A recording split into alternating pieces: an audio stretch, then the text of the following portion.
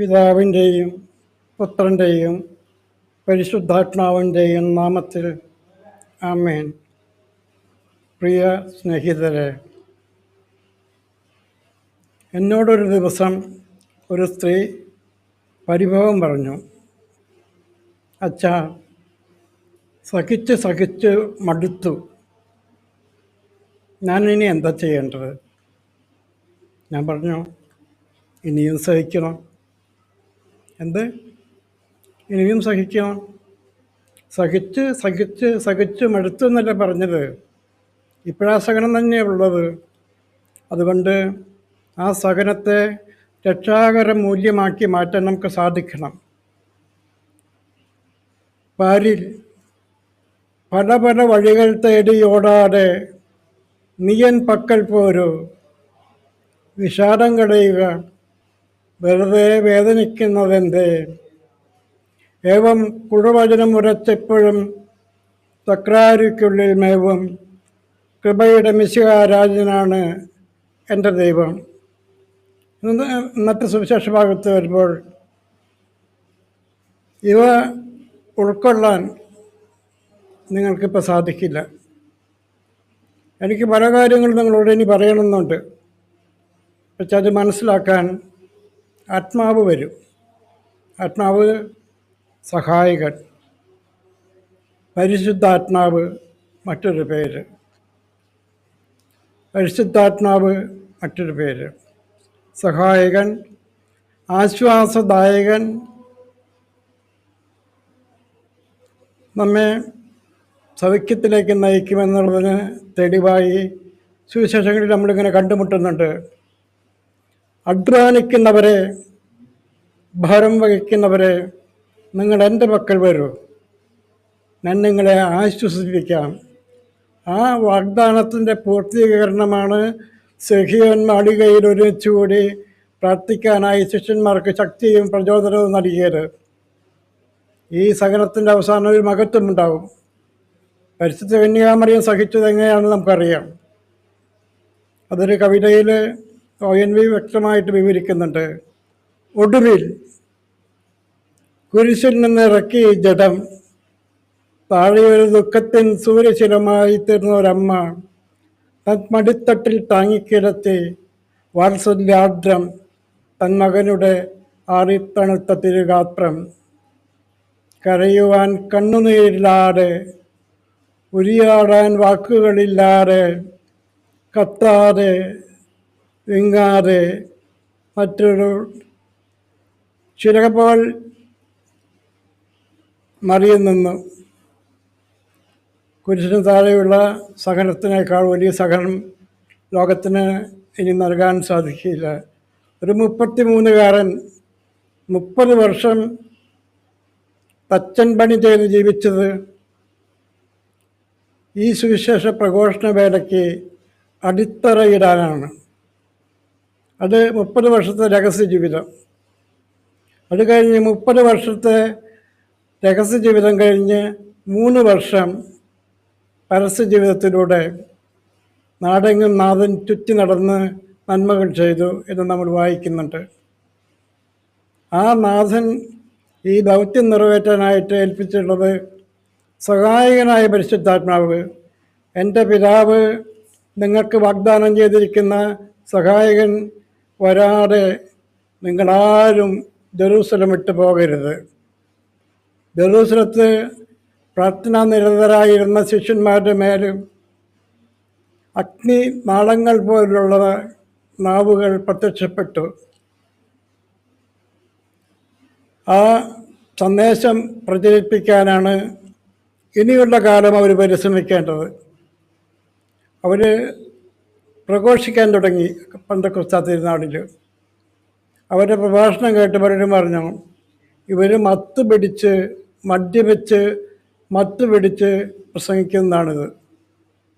ഉടനെ തിരിച്ച് ചോദിക്കുന്നുണ്ട്, ദിവസത്തിൻ്റെ ആരംഭമല്ലേ ആയുള്ളൂ? ഈ ആരംഭത്തിൽ തന്നെ മദ്യപിച്ച് കിടക്കുന്നവർ വളരെ സാധ്യത കുറവാണ്. ഇവർ പറയുന്ന പ്രസംഗം നമ്മൾ കേൾക്കുന്നത് നമ്മുടെ മാതൃഭാഷയിലായത് അത്ഭുതകരമായിട്ട് നമുക്ക് കാണാൻ സാധിക്കും. എനിക്ക് നിങ്ങളോട് വളരെ കാര്യങ്ങൾ പറയാനുണ്ട്. സഹായകനായ ആത്മാവ് വരുന്നവരെ നിങ്ങൾ നഗരത്തിൽ വസിക്കുവിൻ എന്ന് പറയുന്നു. നമ്മൾ വിശുദ്ധ പൗലോസ്ലിഹ കൊരിന്ത്യർക്കുള്ള ലേഖനത്തിൽ സ്നേഹത്തിൻ്റെ മഹാത്മ്യത്തെ വർണ്ണിക്കുന്ന മനോഹരമായൊരു അധ്യായമുണ്ട്, 13-ാം അധ്യായം.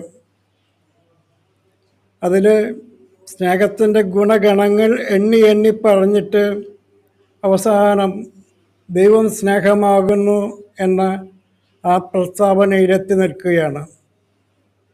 പൗലോസ്ലിഹ അനുഭവിച്ചിടത്തോളം ദുഃഖങ്ങളും ദുരിതങ്ങളൊന്നും നമ്മുടെ നാട്ടു നടപ്പനുസരിച്ചുള്ള അപ്പനോ അമ്മയോ സഹോദരങ്ങളോ മക്കളോ അനുഭവിച്ചിട്ടുണ്ടാവില്ല.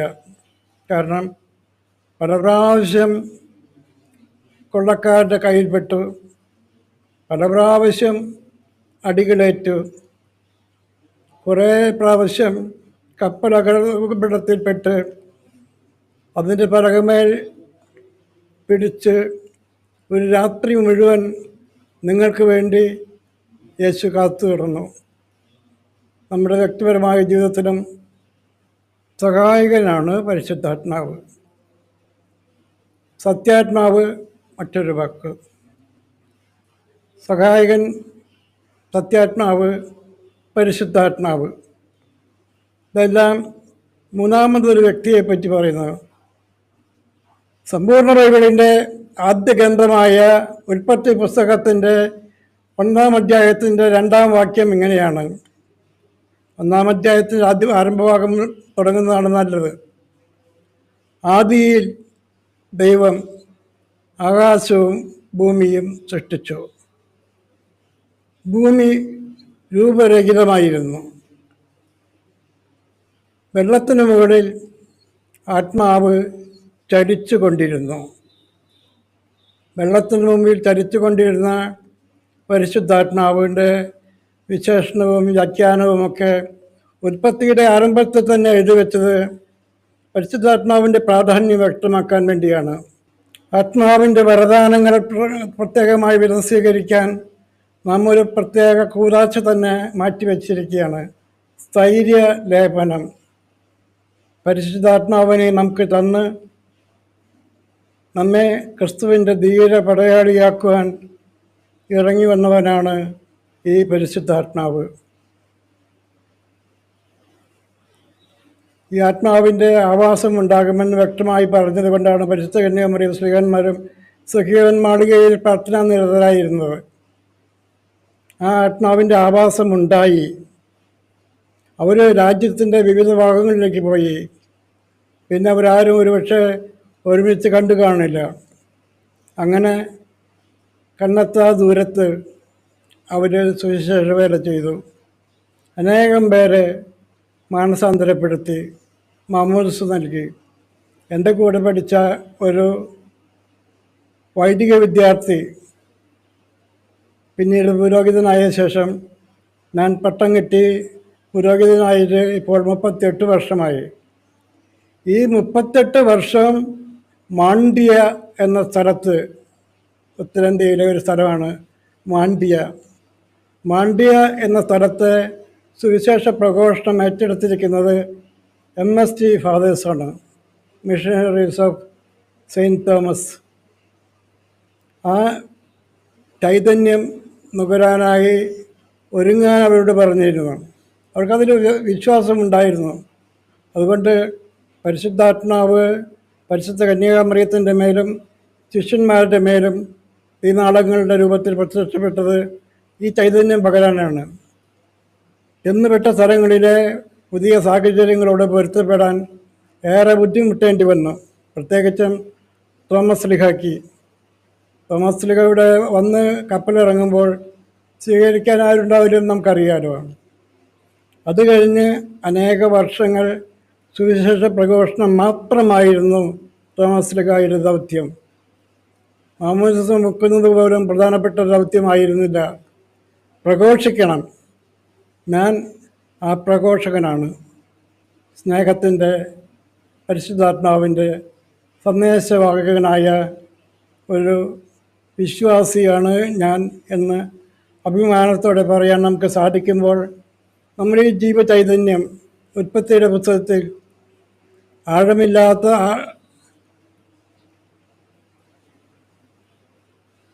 ആകാശവും ഭൂമിയും സൃഷ്ടിച്ച് ദൈവത്തിൻ്റെ ചൈതന്യം വെള്ളത്തിന് മുകളിൽ ചലിച്ചിരുന്നു. ആദ്യത്തിലേക്ക് കൊണ്ടുപോകുന്നു. അവസാനത്തെ ഭാഗത്തേക്ക് വരുമ്പോൾ കൊടുങ്കാറ്റടിക്കുന്നത് പോലുള്ളൊരു ശബ്ദം അവരോരോരുത്തരുടെയും മേൽ വന്നു നിൽക്കുന്നത് അവർ കണ്ടു. ഈ നാളുകളുടെ രൂപത്തിൽ ദൈവാത്മാവ് അവരിൽ ആവസിച്ചു. എന്നിലും ഈ ആത്മാവ് പ്രവർത്തിക്കുന്നുണ്ട്.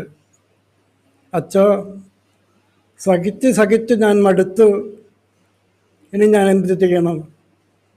വീണ്ടും ഞാൻ ആവർത്തിക്കുന്നു, സഹിക്കണം. ദൈവപുത്രൻ സഹിച്ചില്ലേ? 33 വയസ്സിൽ ഈ പച്ച മാംസമുള്ള യേശുവിൻ്റെ കൈകാലുകൾ വലിച്ചു കെട്ടി യേശുവിനെ കൊന്ന ഒരു സമൂഹത്തിൻ്റെ താഴെ പരിശുദ്ധ കന്യകാമറിയം നിന്നത് വാക്കുകളില്ലാതെയാണ്. ഒടുവിൽ കുരിശിൽ നിന്നിറക്കി ജഡം താഴെയൊരു ദുഃഖത്തിന് സൂര്യശിലായി ആയിത്തീർന്ന ഒരമ്മ തൻ മടിത്തട്ടിൽ താങ്ങിക്കിടത്തി വാത്സല്യാർദ്രം തൻ മകനുടെ ആറിത്തണുത്ത തിരുഗാത്രം. കരയുവാൻ കണ്ണുനീരില്ലാതെ, ഉരിയാടുവാൻ വാക്കില്ലാതെ, കത്താതെ ഉരുകാതെ വിങ്ങും ഒരുൾത്താപം പോലെ അമ്മയിരിപ്പു.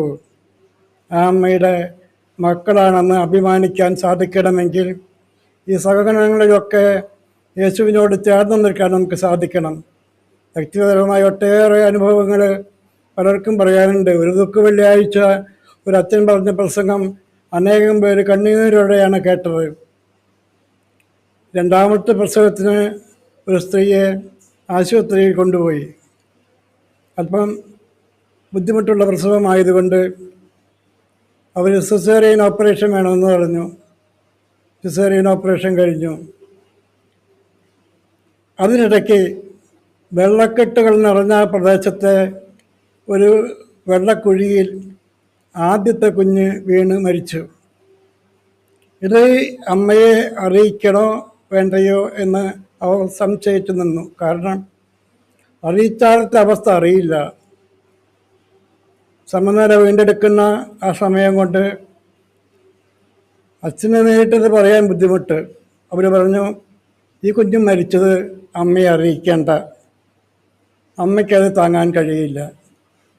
അപ്പോൾ വികാരിയച്ഛൻ പറഞ്ഞു, ഈ മൃതശരീരം അമ്മയെ കാണിക്കൂ. അതല്ലെങ്കിൽ ആശുപത്രിവാസം കഴിഞ്ഞ് സുഖം പ്രാപിക്കുമ്പോൾ എൻ്റെ കുഞ്ഞ് മരിച്ചുപോയി എന്ന് അറിയുമ്പോഴുള്ള ഒരു അമ്മയുടെ വേദന കൃത്യമായി ഉൾക്കൊണ്ടുകൊണ്ടാണ് ആ പ്രസംഗം അവസാനിപ്പിക്കുന്നത്. അത് ലക്ഷക്കണക്കിന് മനുഷ്യർ ആ പ്രസംഗം കേട്ടു. വെറുതെ ഒരു ദുഃഖമില്ലാത്ത അദ്ദേഹം പറഞ്ഞ ആ വാക്കുകൾ അനേകരിൽ കുത്തിയിറങ്ങി, കുത്തിക്കേറി എന്നൊക്കെ അർത്ഥം. ഏത് വഴിക്ക് തിരിയണമെന്നറിയാതെ ഞാൻ വിഷമിച്ച പല സന്ദർഭങ്ങൾ എൻ്റെ ജീവിതത്തിലുണ്ടായിട്ടുണ്ട്. മഹാത്മാഗാന്ധിയുടെ മൈ എക്സ്പീരിയൻസ് വിത്ത് ട്രൂത്ത്, എൻ്റെ സത്യാന്വേഷണ പരീക്ഷണങ്ങൾ എന്ന ആ ആത്മകഥയിൽ അത് എഴുതി വയ്ക്കുന്നുണ്ട്. 1-ാം ഭാഗത്തിൻ്റെ 20-ാം അധ്യായത്തിൽ ഏത് വഴിക്ക് തിരിയണമെന്നറിയാതെ ഞാൻ വിഷമിച്ച പല സന്ദർഭങ്ങൾ എൻ്റെ ജീവിതത്തിലുണ്ടായിട്ടുണ്ട്. അപ്പോഴൊക്കെ ഞാൻ ബൈബിൾ വായിച്ചു. പ്രത്യേകിച്ചും പുതിയ നിയമത്തിലെ ഗിരിപ്രഭാഷണം എൻ്റെ ഹൃദയത്തിലൂടെ ആഴ്ന്നിറങ്ങി. It went deep down into my heart എന്നാണ് പറയുന്നത്. ഇങ്ങനെയുള്ളൊരു അമ്മയെ മാതൃകയാക്കി ആ മകൻ്റെ സഹനങ്ങളിലേക്ക് കണ്ടുമുൻപ് ഏറ്റുവാങ്ങിക്കൊണ്ടിരുന്ന പരിശുദ്ധ കന്യാമറിയത്തെ പറ്റി പറയുമ്പോൾ വിശുദ്ധ യോസേപ്പ് പിതാവിനെ പറ്റി പറയുന്നില്ല. അപ്പോൾ വിശുദ്ധ യോസേപ്പ് പിതാവ് അതിനു മുൻപേ മരിച്ചു കാണുമെന്ന് ഊഹിക്കാനേ നമുക്ക് സാധിക്കുന്നുള്ളൂ. ഏതായാലും തച്ചൻ പണി ചെയ്തുകൊണ്ടാണ് ജീവിച്ചതെന്നറിയാം. കാരണം യോസേപ്പ് പിതാവ് ഒരു തച്ചനായിരുന്നു, ആശാരിയായിരുന്നു. ആശാരിപ്പണി ചെയ്ത് യേശു വളരെ നിശബ്ദമായ ജീവിതം നയിച്ചു.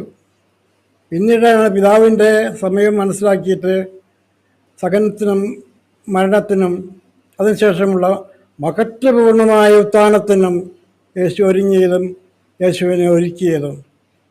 നമ്മുടെ ഈ കുടുംബത്തിൽ ആത്മാവ് വസിക്കട്ടെ. ഇനി എന്തുമാത്രം സഹിക്കണം, സഹിച്ചുകൊണ്ടേയിരിക്കണം. അത് അനുഭവിക്കുന്നവർക്ക് അതിൻ്റെ അറിയാം. അല്ലാതെ വെറുതെ ഇങ്ങനെ പറയുന്നവർക്ക് അത് അറിയണമെന്നില്ല. അനുഭവിക്കുന്നവരോട് ചോദിക്കുക, എങ്ങനെയുണ്ട് നിങ്ങളുടെ കുടുംബജീവിതം? കുടുംബജീവിതത്തിന് വലിയ കുഴപ്പമൊന്നുമില്ല വെച്ചാൽ, പക്ഷേ ഒന്നിന് പുറകെ ഒന്നായി ഒരു വേദന തീരുമ്പേ മറ്റൊന്ന് വന്നു കഴിഞ്ഞു. അബേലത്തിൻ്റെ കുരിശിൻ്റെ വഴി പറയുന്ന വാക്കുകളാണ്.